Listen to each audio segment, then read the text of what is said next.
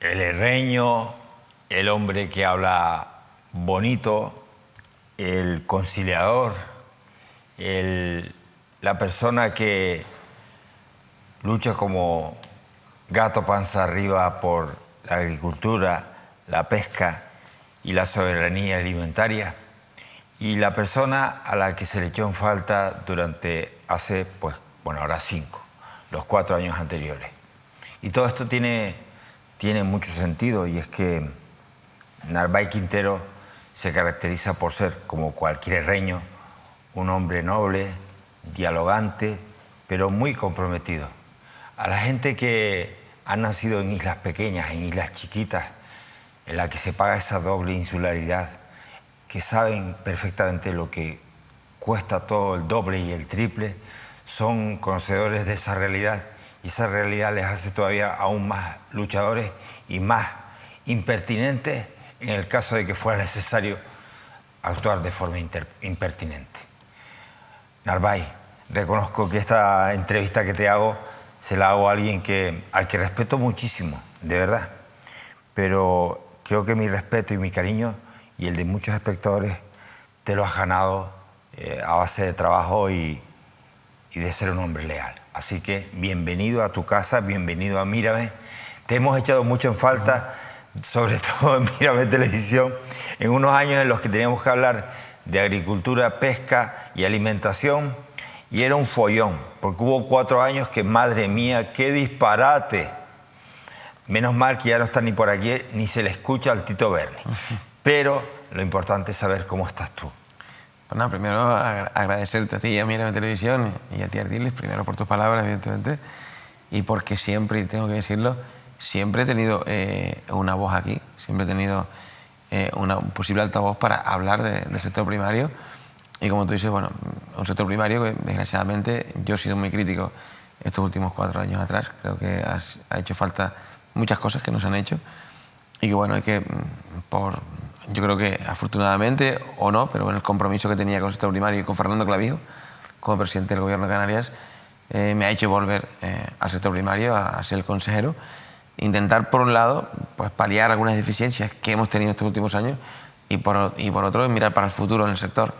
Como tú dices, yo me gusta trabajar, soy una persona optimista por naturaleza, pero siempre con la honestidad y la honradez por delante, ¿no? Yo creo que eso, desde pequeño, mis abuelos y mis padres, en El Hierro y en Canarias también, creo que somos así, los canarios y las canarias por generalidad, y yo creo que eso nos caracteriza. Narváez es herreño, pero además es el consejero de Agricultura, Pesca y Soberanía Alimentaria. Narváez, ¿cuántos años tienes? Pues ahora 47. Una persona joven. Muy joven todavía, sí, señor. Oye, Narváez, 47 años, del Hierro. ¿Qué te hace ser diferente por ser herreño? ¿Qué caracteriza a un hombre o a una mujer del Hierro? Hombre, yo creo que el Hierro puede tener a lo mejor 2 características. Uno, el habla, que todo el mundo lo conoce. Hablar bonito, me encanta. Seseamos mucho, bueno, tenemos un castellano. Yo no tanto, pero por ejemplo, mis padres o mis abuelos incluso tienen un habla mejor todavía, sí. Pero bueno, yo creo que eso nos caracteriza. Y después, como tú decías, yo creo que al herreño y la herreña siempre le ha costado mucho más todo, y siempre hemos tenido que luchar un poco más que a lo mejor, evidentemente, la gente que puede vivir en Tenerife y en Canarias, y más que la gente que vive en la península, porque no tenemos todo lo que se tiene en otros sitios, las oportunidades son más limitadas y los esfuerzos son el doble. Por poner un ejemplo, yo ahora no, pero hace unos años, para sacarte el carnet de identidad tienes que viajar a Tenerife. Pero actualmente, por ejemplo, para hacerte el pasaporte tienes que venir a Tenerife. Para hacer el permiso de armas tienes que venir a Tenerife. Y todavía existen muchas cuestiones que los herreños y las herreñas tenemos que salir de la isla. Y después también es evidente que las oportunidades de trabajo, de negocio, de emprendeduría son mucho menores. Somos una isla limitada y eso tiene una característica diferente. Y no quiero decir con esto que seamos malas. Hay cosas muy positivas, que esa caracterización, esa insularidad, esa doble insularidad, pues también hay cosas positivas que también los herreños y las herreñas hemos sabido explotar. El tema turístico, por ejemplo, el Hierro es una isla que ha apostado por un modelo diferente, no es un modelo masivo, es un modelo de respeto del medio ambiente, es un modelo del turismo, de senderismo, turismo de la naturaleza, de buceo. Bueno, Es un turismo diferente, yo creo que tenemos partes negativas, pero también partes positivas. En el aspecto de Coisla, es evidente que El Hierro y Gran Canaria hayan sido punta de lanza. Sin duda, como tú dices, tanto Chirasoria como El Hierro, que nació antes como Gorona del Viento. Cierto. Lo recordaba aquí el presidente Morales. Exactamente. El Gorona del Viento nace como una idea pionera que todo el mundo llamaba a Tomás Padrón en aquel momento un poco loco.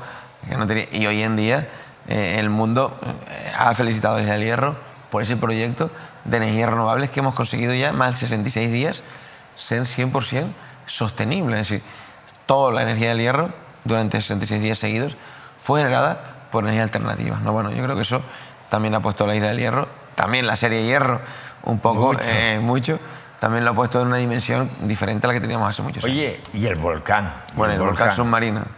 Al final esa desgracia o esa fatalidad nos sirvió también para tomar conciencia de la isla y de las dificultades que ya de por sí tenía.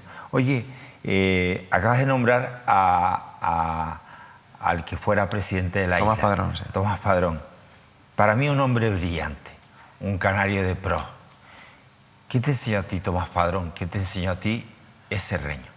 Hombre, Tomás Padrón, aparte de muchas cosas, me enseñó 3 cosas fundamentales. La primera, el trabajo. La primera, el trabajo y trabajo y trabajo. La segunda, la honradez, que teníamos que ser todos los que nos dedicamos a un cargo público. Y la tercera es que no se puede construir las cosas por el tejado. Y que Canarias se construye desde la isla a la nación, igual que el Estado español tiene que entender que España se construye desde las regiones, no desde la centralidad. Entonces él tenía un concepto de Canarias donde decía que la isla era la fundamental para generar después Canarias, porque cada isla era completamente diferente y que las políticas tenían que adaptarse a la singularidad de la isla. Y hoy en día estamos viendo que gracias a que nos hemos ido adaptando a singularidades, Canarias es, al final, es una nación mucho más próspera, porque no puede ser café para todos, porque a todos no nos gusta el café. Oye, Narváez, hoy eres un cargo ejecutivo, un consejero del gobierno de Canarias, con una importancia para mí real y más en la situación que atraviesan nuestras islas. Pero realmente tus inicios políticos, ¿cómo fueron? ¿Cuándo fueron? ¿De qué manera? Bueno, yo me acuerdo que estaba dando clases de informática en El Hierro, en Valverde. ¿Eras profesor de informática? De informática, es una escuela de taller de Valverde, y de nuevas tecnologías, informática y nuevas tecnologías. Y bueno, en este caso José Miguel León, candidato por la agrupación independiente del Ayuntamiento de Valverde, y Tomás Padrón me llaman porque yo era muy reivindicativo, estaba en asociaciones deportivas, asociaciones de vecinos, formé club deportivos como de bádminton, de ping-pong. Y entonces, bueno, era una persona socialmente que me integraba mucho. Y me plantearon algo muy importante, que sin afiliarme a ningún partido, que tuviera la oportunidad de dedicarme a la política para todo lo que yo reivindicaba. O sea, te dijeron de forma independiente. De forma independiente. Intégrate en la política. En la política, para que tus propuestas que nos haces, que nos parece interesante, las puedas hacer desde un cargo público. Y eso me llamó la atención en el sentido de que, es verdad, al final respetaron tu independencia. Claro, al final reivindicamos mucho. Decimos a los políticos muchas veces lo que tienen que hacer cómo. Y me dijeron, bueno, como a veces todo lo que se dice no se puede hacer, porque la administración es la administración y la legalidad es la legalidad, vente con nosotros, pero sin afiliarte. José Miguel León, la verdad que también le tengo que agradecer mucho, me introdujo como concejal, sin cobrar, yo seguía siendo profesor, pero aprendí que es verdad que hay veces que parece mucho más fácil de lo que es, y la política pues tiene sus complicaciones y sus dificultades para aplicar políticas a veces, porque no todo se puede hacer, o si se hace tarda mucho, por ejemplo. Entonces, y después ya me integré, después ya me afilié a la agrupación independiente, la que no he dejado nunca, la que hoy sigo afiliado, con lo cual sigo siendo de la agrupación independiente hoy en día. Y bueno, y esa fue mi inicio en política, de concejal, no electo, no cobraba. Además has sido senador. Fui senador, 2 legislaturas también. 2 legislaturas. Fui vicepresidente del Cabildo del Hierro también y diputado del Parlamento de Canarias. Diputado del Parlamento de Canarias, y has sido consejero de estas áreas que hoy llevas nuevamente en 2 ocasiones. En 2 legislaturas. La anterior y esta. Siempre con Fernando Clavijo. Siempre con Fernando Clavijo, a otra persona que le tengo que agradecer muchísimo. Primero, la confianza que tuvo la primera vez en mí, porque no es fácil. Estaba en el Hierro, estaba en el Senado. Yo lo conocía porque es verdad que en nuestra etapa de jóvenes nacionalistas coincidimos en muchas reuniones, muchos compromisos, muchas reivindicaciones, coincidíamos y lo conocía como un chico muy reivindicativo, muy trabajador. Tengo que agradecer esa confianza que me dio él, porque en este caso fue él, no mandatado ni obligado, sino fue Fernando Clavijo quien me dio la confianza, preguntando a Che, evidentemente, porque yo en ese momento estaba de senador, tuve que dejar el Senado para venirme con Fernando Clavijo. Mi partido me lo planteó que decidiera yo y la verdad que tengo que agradecerle a él. Me dio mucha confianza, me dio libertad en 2015-2019 y yo creo que por esa confianza, libertad y espero que por no haberle fallado a él, pues me ha vuelto a llamar. Oye, ¿coincides conmigo, tú que has vivido como yo y como todos los canarios, el resurgir de Clavijo? Hemos conocido toda su trayectoria política, pública, concejal, alcalde, presidente del gobierno y ahora nuevamente presidente, pero no lo tuvo fácil. Hubo una etapa en la que todo se oscureció y para él, y aún así en esa travesía del desierto, yo por lo menos ahora lo veo más puesto, más armado, más maduro. Hombre, sin duda es un presidente hoy en día más maduro que el que fue, pero yo creo que si algo caracteriza a Fernando, varias cosas, pero dos, es el trabajo y la constancia. Es decir, el trabajo y la constancia. Él nunca ha dejado de trabajar desde que es cargo público, por su ayuntamiento, por el gobierno, de diputado por el gobierno, en el Senado por Canarias también, sí, y ahora otra vez porque y nunca, haciendo oposición que se pasa un frío del carajo. Pero siempre siempre empezó en Canarias. Y cuando tenía que apoyar políticas de un partido o de otro, fuera cual fuera, que eran buenas para Canarias, lo apoyaba. Y cuando tenía que criticarlas, fuera uno u otro, lo hacía así. Y yo creo que la constancia del trabajo es uno de sus grandes éxitos. Lo práctico que es, a él le gusta ser muy práctico, resolver los problemas que tienen los canarios y las canarias y pensar en el futuro. Y evidentemente no lo pasó mal porque mucha gente intentó utilizar, digamos para que todos nos entiendan, traquiñuelas o enredarlo en cuestiones que hoy en día afortunadamente se han demostrado que nada tenía que ver, pero esa misma gente que intentó enredarlo, ahora mismo está enredado, pero lo que le pedían a Fernando que hiciera no lo aplican de aplicarlo para sí mismo. Con lo cual había que plantear la demagogia de algunos que intentaron hundirlo que por una vía que no era la política, que no era la que el pueblo canario lo elegía a él, lo votaba a él, sino por otras vías. Hoy afortunadamente eso está completamente despejado y hoy sigue siendo un presidente que trabaja con constancia por Canarias día a día. Yo te puedo decir que he conocido a pocas personas, o a muy pocas, con el ritmo de trabajo y con la intensidad del presidente del gobierno de Canarias como Fernando Clavijo. Oye, esto me lleva a hablar contigo, que eres herreño y que compete al presidente que está muy en activo en este asunto de la migración. Ahora habrá tiempo de que te pregunten otros invitados míos que quieren preguntarte hoy aquí junto a nuestra gente, pero me gustaría que me contaras cómo estás viviendo tú, cómo están viviendo tus vecinos del Hierro la llegada masiva de esa migración a las costas, al litoral del Hierro, y cómo un poco ves a tu isla actuar, que es evidente, pero quiero que me la transmitas tú. Yo voy a ponerte un ejemplo. Imagínense que estamos en Tenerife ahora con esta entrevista. Imagínense que por la playa de las Vistas, que todos creo que los conocemos, que es el sur de la isla, al lado del puerto de los cristianos, la playa de Vistas, hubieran entrado desde agosto del año 2023 hasta octubre, hasta ahora, del año 2024, desde hace un año y 2 meses, en la playa de las Vistas hubieran entrado 1.800.000 migrantes. 1.800.000 migrantes. Lo repito, imagínense lo que hubiera por la playa de las Vistas, sur de Tenerife, al lado del puerto cristiano. Prácticamente la población de toda Canarias. Exactamente. El doble de la isla de Tenerife, que tiene 900 y pico mil habitantes. Eso es lo que ha entrado en la isla del Hierro en proporción en este año y 2 meses. Para que nos hagamos una realidad, entonces, todos los servicios de la isla del Hierro que están diseñados para una población se han visto desbordados. ¿Cómo ha actuado la población? Pues yo diría de manera ejemplar y cívica. De manera ejemplar y cívica, porque la población del Reino hoy en día sigue atendiendo, sigue colaborando, después de más de 1 año y medio, atendiendo y colaborando a la entrada diaria, porque aunque a veces los que nos ven ahora piensen que hoy nos llegó una patera y que hace 2 días nos llegó una patera, es porque a lo mejor no han visto las noticias o no ha salido, pero todos los días llega una patera. Y hay días que llegan 2, hay días que llegan 3 pateras, hay días que han llegado 580 personas en un solo día. Entonces, esa presión, la gente, de manera ejemplar y cívica, ¿sí? Pero sí, no es menos cierto que, por ejemplo, ha colapsado servicios. Sanidad ha tenido que invertir más en el hierro porque los servicios sanitarios estaban diseñados para una población de 10.000 y una población flotante de 1.000, 2.000.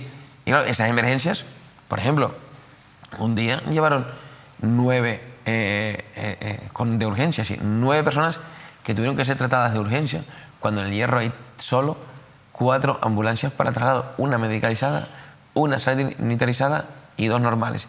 Si tenemos 4 ambulancias, una que se puso ahora de refuerzo, teníamos 3.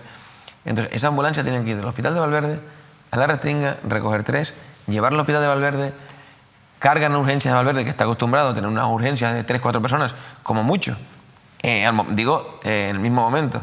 Y cuando te llegan 9 personas de repente graves, algunos que fallecen después, las evacuaciones, las camas, eso a nivel sanitario.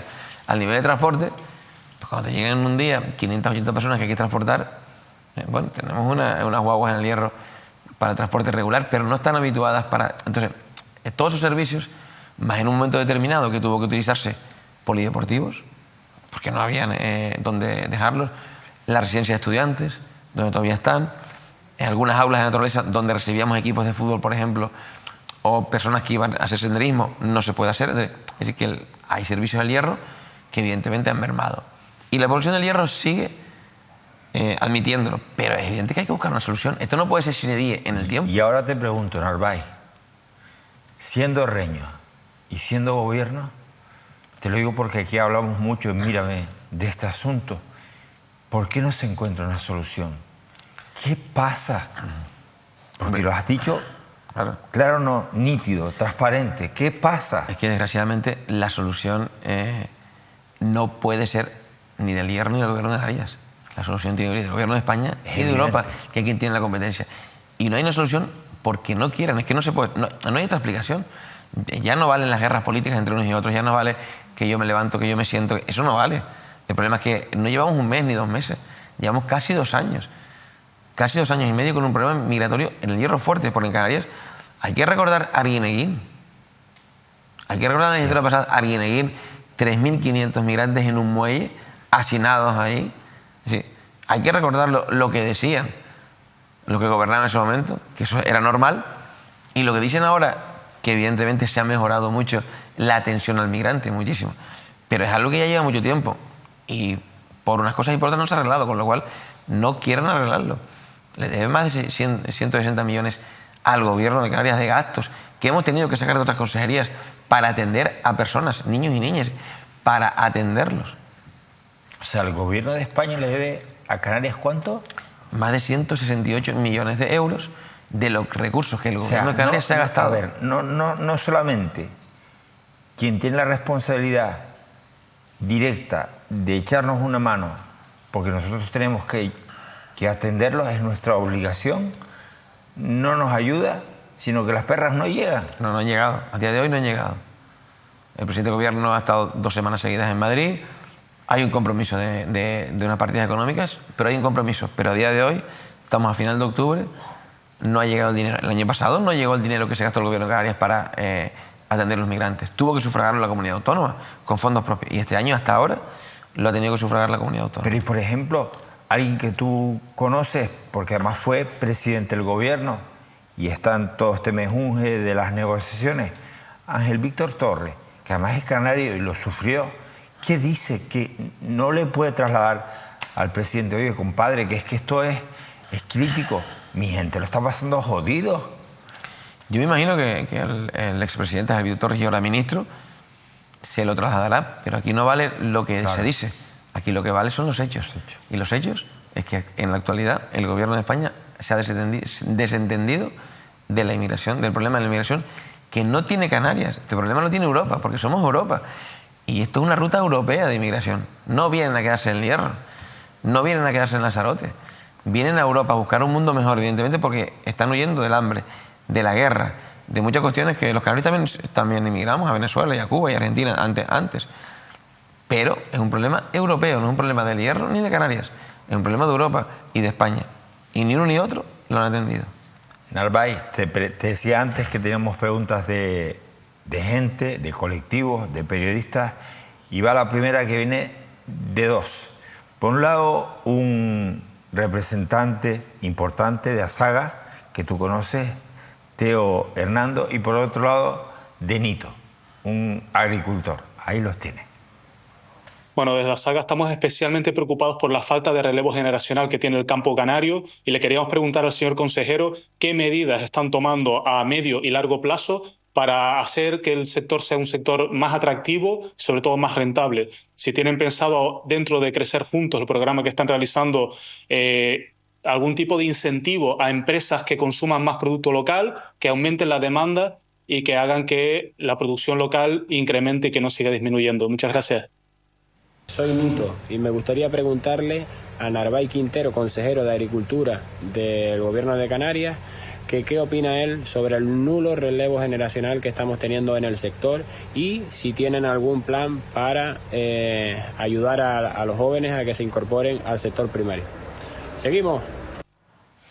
¿Conoces, por cierto, antes de responder, conoces a Nito, el agricultor? Sí, estuve hablando este sábado pasado, estuve hablando con él. En La Laguna me lo encontré, lo conozco, la verdad es que es un joven agricultor, muy trabajador y que aparte yo creo que ha hablado con él incluso este sábado de una parte que a él le faltaba y es fundamental y es saber comercializar su producto. Oye, ¿me permites poner un vídeo contigo de Nito? Sí, sí, sí. Venga, vamos a ponerlo rápidamente y así le hacemos un guiño a Nito y a gente como Nito que está implicada con el sector primario. ¿Cuánto creen ustedes que pesa el diablo este que tengo aquí encima? Pónganlo ahí en los comentarios. Para el que acierte, le damos las gracias. Increíble. Consejero, fíjate, alguien joven te preguntaba sobre el relevo generacional. Es uno de los grandes problemas. Es muy preocupante. Es muy preocupante. No solo ya en Canarias, en toda Europa. De hecho, lados. Europa va a sacar una medida exclusiva para los jóvenes. Nosotros estamos haciendo varias cuestiones para los jóvenes porque nos preocupa. Tenemos una ayuda directa para los jóvenes, una subvención directa a fondos perdidos para los jóvenes durante 5 años. El primer año 100.000 euros, hasta 100.000 euros, para empezar una empresa tanto agrícola como ganadera. Y después, los sucesivos años, hasta 75% de ayudas en las inversiones.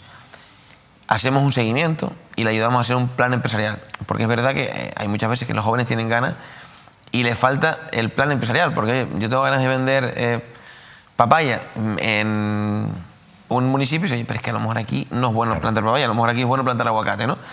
Y cómo tiene que tener la dimensión de a lo mejor si plantas 4 matas, no sale, tiene que plantar 20 para que sea rentable. Le ayudamos a hacer ese plan empresarial económico y después hacemos un seguimiento durante 5 años y le damos 100.000 euros. Es una parte importante para los jóvenes. Evidentemente, como me preguntaba también Teo, en la saga, ahí dentro de Crecer Juntos, nosotros solo trabajamos para el producto local, producto kilómetros. No hacemos ningún convenio con hoteles con productos de fuera. Todos los convenios que hacemos con hoteles es para el sector primario. Es decir, los hoteles a veces nos plantean que tienen problemas para comprar, si quieren comprar tantas papas a la semana, tantos tomates a la semana, tantas lechugas, ellos a nivel comercial llamar a 10 productores para que le den 20 kilos de lechuga, por ejemplo, o 500 kilos de papa, es muy problemático. Entonces nosotros hacemos Crecer Juntos, a través de GMR centralizamos la compra. Claro, entonces el hotel solo llama a un operador que somos, y nosotros sí hacemos el trabajo de hablar con 20 paperos, con 10 que plantan cebolla o lechuga, lo que sea, y nosotros le pagamos a ellos. Y después nosotros luchamos con el hotel para que nos pague nosotros. Así claro, nosotros porque, oye, adelantamos el dinero. Que había antes, no con los hoteles, con las grandes superficies. Que tardaban en pagar. Que tardaban, pero la intimidad en pagarle a un pobre agricultor. Efectivamente. Entonces, nosotros a través de GMR lo que hacemos es, pues le pagamos al agricultor o a la ganadera y a partir de ahí nosotros luchamos con los hoteles para que nos paguen. Que tengo que decir que los que están en el convenio pagan bien. La verdad que los que entran dentro del convenio Crecer Juntos pagan bien. Pero con estos jóvenes termino. Pero aparte de eso que nosotros podemos hacer, hay una realidad. Es decir, aquí es la renta agraria. Un joven no va a ir a la agricultura si no tiene una renta digna. Y nosotros queremos que el joven sea un empresario. ¿Por qué? Que tenga una renta digna y que el joven trabaje unas horas determinadas, que se modernice, que mecanice y que tenga vacaciones y que pueda ir al cine con los hijos y que pueda ir con los amigos, porque no podemos seguir pensando en la imagen, a veces, entre comillas, del pasado del agricultor. Que el campo era sacrificado. Exactamente, que era muy sacrificado y donde yo quiero comprar barato y tú que ganes poco. No, señor. Hay que comprar el precio justo para que el agricultor viva igual que tú, porque es un empresario, y que tú te alimentes de un producto sano. Entonces, tenemos que llegar a ese equilibrio entre el productor y el consumidor. Antes te pregunté, y fuiste honesto, necesito esa misma honestidad en esta respuesta. ¿Qué aprendiste de gente como Tomás? ¿Qué has aprendido de gente como los pescadores o agricultores? ¿Qué has aprendido de ellos? Que no son políticos. No son políticos. Yo he aprendido la capacidad de amor a la tierra que tienen, a su trabajo, y la capacidad de sacrificio que han tenido para llegar a donde están. Es decir, y no pensemos que el agricultor o el pescador ahora mismo son personas como las de antes. Han innovado, están innovando, se están modernizando y quieren crear empresas y quieren generar actividad económica. Y están pegados a la tierra. Pero evidentemente tenemos que ayudarles. Uno, la administración pública, porque generan alimentos. Y otro, la sociedad. Como sociedad tenemos, para que esto se cumpla, también socialmente cuando vamos a comprar tenemos que mirar la trazabilidad de un producto. ¿De dónde viene? Viene de aquí, de Canarias. Pues yo estoy repercutiendo en la economía circular, en la economía local, porque estoy comprando al agricultor, que después el agricultor me compra a mí también. Entonces, eso es la economía. Si compro fuera primero, con un producto que de una manera no es tan sano, no es tan fresco, no lo digo yo, lo dicen los estudios y los informes que hay, no es tan sano, no es tan fresco y al final el dinero se va fuera. En cambio, si compro aquí, estoy comprando un producto mucho más sano, más fresco y genera economía. Oye, te pregunta ahora Antonio López de la Asociación de Flores y Plantas. Vamos a verlo. Muy buenas, consejero. Una pregunta por parte de ASOCAM. Tras las manifestaciones al principio de este año, uno de los acuerdos conseguidos era que el libro de campo iba a ser voluntario para explotaciones de menos de 10 hectáreas. Sin embargo, a día de hoy todavía no hemos visto ninguna publicación en el BOE que realmente confirme eso. ¿Nos podría usted decir, por favor, en qué estado nos encontramos con respecto a la obligatoriedad del libro de campo y si realmente es verdad que va a ser voluntario para explotaciones de menos de 10 hectáreas de superficie? Gracias, saludos. Sí, esto fue una de las reivindicaciones de los puntos que nos pusieron el sector cuando se manifestó. Nosotros lo planteamos al Ministerio, no tenemos competencia nosotros de hacerlo, es el Gobierno de España. El Ministro en una conferencia sectorial lo acordó y lo acordamos todas las comunidades autónomas. Va a ser voluntario incentivado, no obligatorio. Es una de las cuestiones que se quedó. Europa también lo aceptó, que fuera así, es decir, voluntario, incentivado, que al que quisiera le podíamos dar formación, ayudar, pero no obligatorio en ningún caso. Cierto es que no se ha publicado, lo tiene el borrador el Ministerio. En septiembre que estuvimos con el ministro, se lo preguntamos, ¿lo tiene el borrador a punto de salir? No se ha publicado, cierto que no se está exigiendo y en principio no se exige, pero es verdad lo que dice Antonio, no se ha publicado. Estamos con la duda de que, oye, todavía no hay una norma que diga que es voluntario, sigue estando la parte que es obligatoria. Pero bueno, el Ministerio garantizó que están en el borrador y que saldrá, espero que, bueno, antes de final de año tendrá que salir, esperemos que así sea. Oye, Narváez, Antonio representa al sector de flores y plantas. ¿Y qué papel juega en Canarias? Hombre, es muy importante. Des cuenta que es un papel de un sector importador importante, muy importante. Antes, ¿qué importamos? ¿Qué pues esterlicias, plantas. Nosotros compramos esquejes, las plantamos aquí, tenemos un clima afortunado, nuestra climatología entonces después lo vendemos normalmente a los países nórdicos, a Holanda, etcétera. ¿En qué época? En la época que ahí hace mucho frío y no tiene la capacidad de producir flores. Un sector que hace muchos años era importante, pero por ejemplo la normativa europea de acuerdo con países terceros ha hecho que este sector pues se haya reducido su tamaño, tanto en cultivo, en hectáreas, como en poder económico, así como en peso económico. Porque Europa lo que ha hecho es acordar con terceros países, principalmente de África, que desgraciadamente no cumplen la misma legislación que tienen que cumplir ellos, pero que sí pueden importar para Europa. ¿Y qué piensas de eso, Narváez?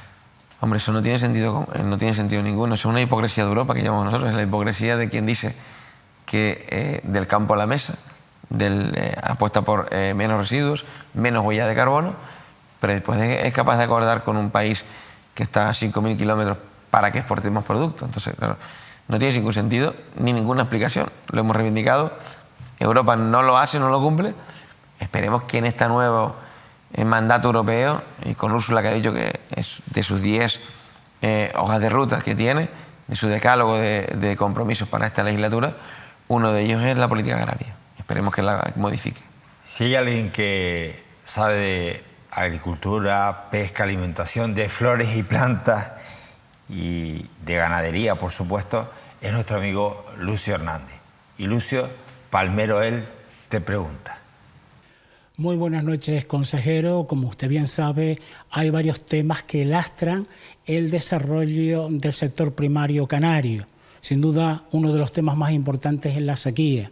Le sigue el incremento de la ficha financiera del POSEI y sin duda también ese decreto resultante de la proposición no de ley que regulará el sector platanero.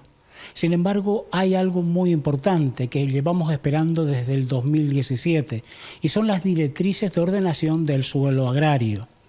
Usted sabe perfectamente bien que hay presiones entre pues el suelo urbanístico y el suelo agrario, entre las actividades que se desarrollan en las ciudades y las actividades que se desarrollan en el sector primario. Hay un enfrentamiento también entre los planeamientos insulares de cada isla con pues las actividades agrarias, lo que va a conllevar, por supuesto, una falta de crecimiento, una falta de modernización y la legalización de esas explotaciones agrarias o ganaderas. ¿Para cuándo tendremos esas directrices de ordenación del suelo agrario de Canarias? Bueno, sin duda, compañero Lucio ha puesto 4 temas importantísimos.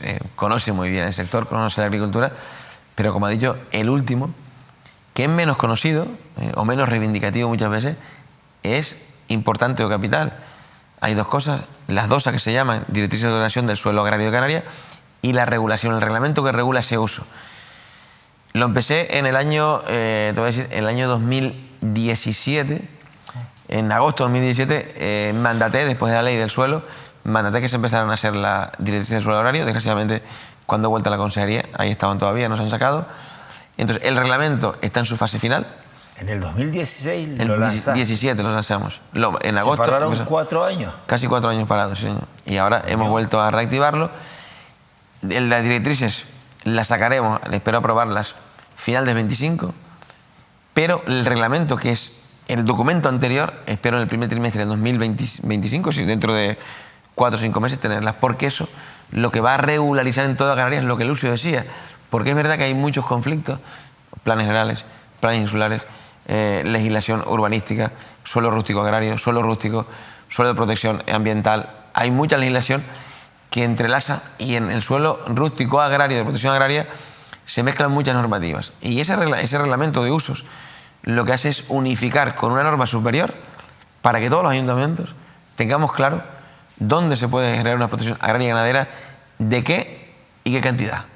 Entonces, cualquier empresario del sector podrá pedir una licencia de apertura y las actividades complementarias. Hemos dicho que la agricultura se puede complementar, por ejemplo, con la venta de sus productos, por ejemplo, con la restauración de sus productos y, por ejemplo, con el uso de viviendas establecidas para el uso turístico. De aquellas viviendas que están dentro de las explotaciones agrarias o ganaderas, se pueden utilizar como viviendas turísticas, porque es un uso complementario y una renta complementaria que puede tener el agricultor y el ganadero. Todo eso, primer trimestre del reglamento, final 2025, principio del 26, las directrices. Después de 4 años parados. Después de 4 años parados. Aquello de la justicia social, que bien queda decirlo, pero luego aplicarlo en el día a día, 4 años. Te pregunta ahora el periodista Narváez, David Cuesta.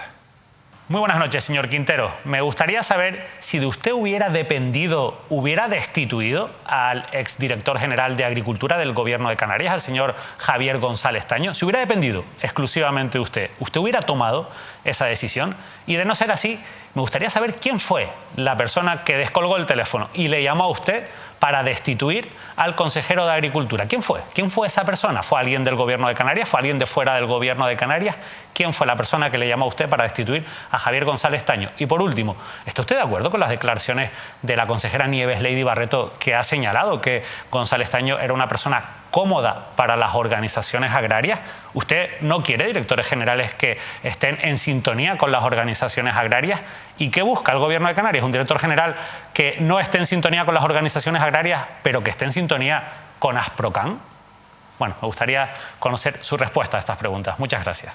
También como luce un chorro de preguntas. Sí, un chorro de preguntas y las hace muy directas. Bueno, yo he dicho y manifestado que, como no, agradezco a Javier Taño todo el trabajo que ha hecho en la Dirección General de Agricultura.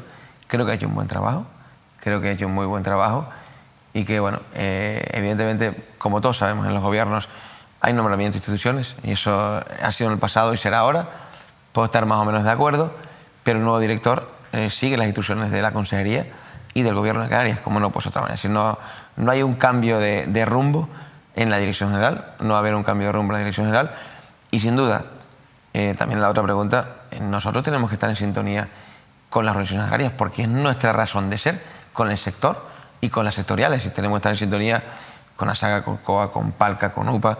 Tenemos que estar en sintonía con ASOCAN, por ejemplo, que estaba Antonio, porque representa a la Flor y la Planta. Tenemos que estar en sintonía con ASPROCAN.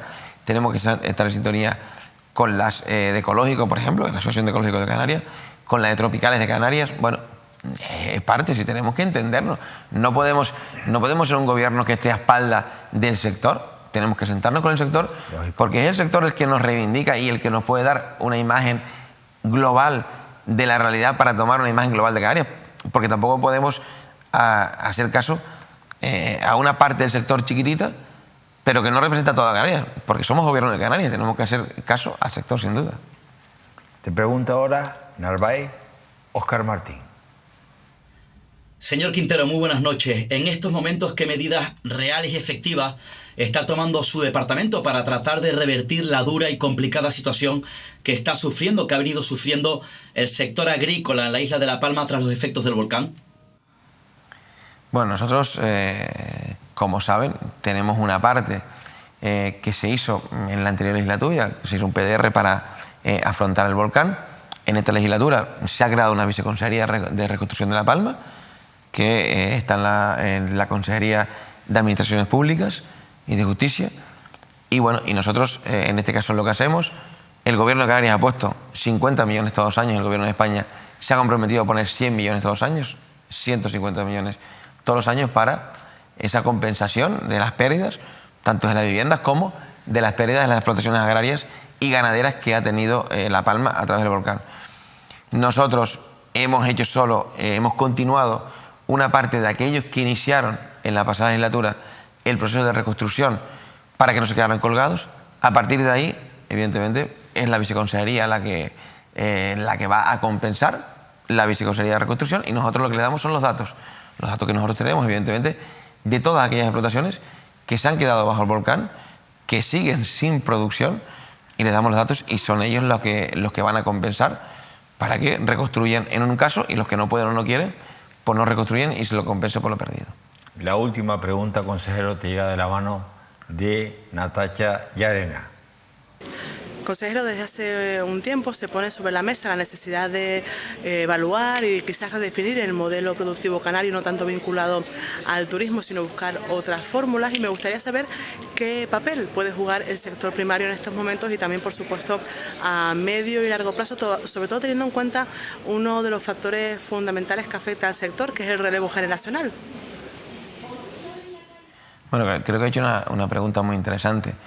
Nosotros estamos trabajando a través del ISIA, el Instituto de Investigaciones Agrarias, de los cultivos, han hablado también del agua, hemos hecho una inversión importantísima, hemos comprado desaladoras para quien tiene competencia, que son los cabildos, para todos los cabildos, desaladoras de uso agrario de 2.500 metros cúbicos diarios en la mayoría de islas y en Tenerife y en Canarias 2 de 2.500 y 5.000 metros cúbicos diarios solo para agricultura, pero estamos haciendo investigaciones de qué cultivos son los que, con el cambio climático que tenemos, con las menos precipitaciones de agua que tenemos, pueden ser los que mejor se dan en Canarias y más rentables sean para el agricultor. Porque es fundamental, lo que dije antes, tiene que ser rentable, si no, nadie se dedica a la agricultura. Y evidentemente diversificar y que la agricultura en Canarias podamos diversificar y aumentarla y contando con el turismo, crecer juntos. Tenemos más de 16 millones de turistas. Tenemos que involucrar al sector turístico. El sector turístico tiene que consumir producto local. Yo creo que es el gran reto que tenemos, porque si los 16 millones de turistas que vienen a Canarias consumieran producto local, estoy completamente seguro que ampliaríamos y aumentaríamos las hectáreas en Canarias de producción, sin duda. ¿Y por qué tienen que hacerlo? Porque tenemos que convencerlos. Porque es bueno, porque es más sano, es cercano, contribuyen al medio ambiente y contribuyen al paisaje. Es decir, imagínate tú, un turista va a Lanzarote y no va a la Jeria. Todos van a la Jeria. Yo creo que lo primero que cuando un tour operador... Hay que ir obligado. ¿Y la Jeria qué es? Un paisaje agrario. No es otro paisaje, es agrario. Y el turista tiene que compensar a la agricultura. Porque esa mujer viticultora o ese hombre les cuesta mantener esos hoyos, ¿eh? Les cuesta excavar los hoyos. Yo estuve hace poco allí y el coste es elevado. Entonces, hay que mantenerlo. ¿Cómo se mantiene? A través de vincular el turismo a la agricultura para poder diversificarla. Narváez, tus críos tienen 11 y 9 años. ¿Dedicas tiempo a ellos? Porque antes decías, los agricultores tienen que tener tiempo para su familia, para ellos. Pero ¿y tú? Que no paras, estás de una isla a otra y cuando no, en promociones o ferias internacionales, con reuniones con secretarios de Estado, con ministros. No paras. ¿Tu familia cuándo tienes tiempo para ello? Hombre, desgraciadamente esta parte es dura y no lo que nos gustaría o no lo que debería. Cierto es. Es algo que no se ve, de la vida política que no se ve, pero que, bueno, el que tenemos familia y el que no, el que también tiene amigos y conocidos, pues no le puedes dedicar tiempo. Cuando decides estar aquí, sabes el compromiso, sabes de lo exigente que es un puesto de estos. Por eso también he manifestado que no deberíamos estar toda la vida aquí y que deberemos buscar. Lo que intento es los pocos momentos que estoy con ellos, que sean momentos de calidad y dedicarlos exclusivamente a ellos. Oye, ¿cómo se llaman? Uno Miguel, por mi padre y el abuelo, por parte de la madre, y otro Alejandro, porque, bueno, como sabes, mi primer nombre es Alejandro Narváez. No lo sabía. Hace 47 años cuando nací, no me podía poner Narváez porque era un nombre inventado. Claro. Entonces me pusieron Alejandro, pero que casi nadie lo sabe. El nombre? Pues mi padre viajaba mucho, estuvo en varios países, aparte de Venezuela, estuvo en países europeos viajando por trabajo y escuchó ese nombre y le gustó, pero como no ponían, pues me pusieron Alejandro. Y bueno, y Alejandro es un nombre que me gusta mucho y le pusimos a mí. Oye, Narváez, ¿y tu mujer es herreña? Herreña, sí, sí. ¿Qué papel juega en todo esto? En ti, en tu familia. Hombre, pues yo digamos que es la matriarca, es quien sustenta la familia, sin duda. Es decir, sin la figura de ella, ni yo podría haber sido consejero, ni podría dedicar tiempo tanto a los consejeros, ni mis hijos estarían bien educados como están. Sin duda, es quien mantiene la familia. Qué lindo lo que acabas de decir. Has utilizado una palabra que me encantó, matriarca. Porque siempre se habla de patriarca, patriarcado, y tú le has dado a tu mujer el papel de liderazgo. Y eso es muy importante, porque además define a las mujeres, a las madres de nuestra tierra. Oye, una última pregunta. Te hemos seguido en ferias, en eventos gastronómicos, en eventos de exposición, en Fitur, en tantos lugares. Y explícame cómo un tipo que procede de la informática se chifla, se priva hablando de los productos canarios. ¿Por qué esa pasión? Es que parece el arguiñano de los canarios. Hombre, yo siempre la he tenido en las venas porque siempre con mi abuelo, de muy pequeño, me he quedado muchas veces con mi abuelo. Mi abuelo era agricultor y era ganadero.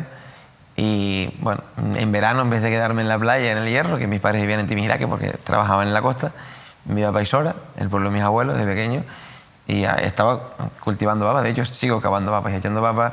Mi abuelo tenía vacas, tenía cabras, ordeñaba. Entonces, el campo siempre me ha vinculado. Y mi entorno, en la isla del Hierro, siempre ha vivido y han sido agricultores y ganaderas. Entonces, lo llevo en la sangre, sí, me vincula. Y aparte, es un sector que yo lo quiero, lo amo y lo defiendo, porque creo que es un sector necesario, indispensable. Y al final, pues bueno, cuando estuve en el Senado, por ejemplo, yo me puse en la Comisión de Agricultura y Ganadería y Pesca. Entonces, bueno, porque ahí me quería... Y ahí también aprendí mucho, la verdad, un poco y cuando fui a Europa con el Partido Demócrata Europeo, también estuve en la parte de agricultura y ganadería. Bueno, pues la verdad que, bueno, siempre me ha vinculado. Gusta, ¿no? Me gusta mucho, sí. Señores, aquí acaba la entrevista con Narváez Quintero. A nadie se le escapa porque fue Vox Populi los 4 años que atravesamos muy duros. Ya eran duros por la pandemia, por todo lo que pasó, pero más duro por lo que al final de ese mandato nos tuvimos que enterar que manchaba la imagen de nuestros ganaderos, agricultores y gente de bien. Coger fuerzas para, en tiempo récord, 1 año, reactivar todo el sector y llenarlo de esperanza, solo se consigue desde la honestidad. Y yo me enorgullezco de tener en este plató y de compartir con todos ustedes un encuentro con un hombre al que considero honesto. Gracias, Narváez. Muchas gracias a ti. Nos vamos a publicidad. La vida continúa aquí en Mírame.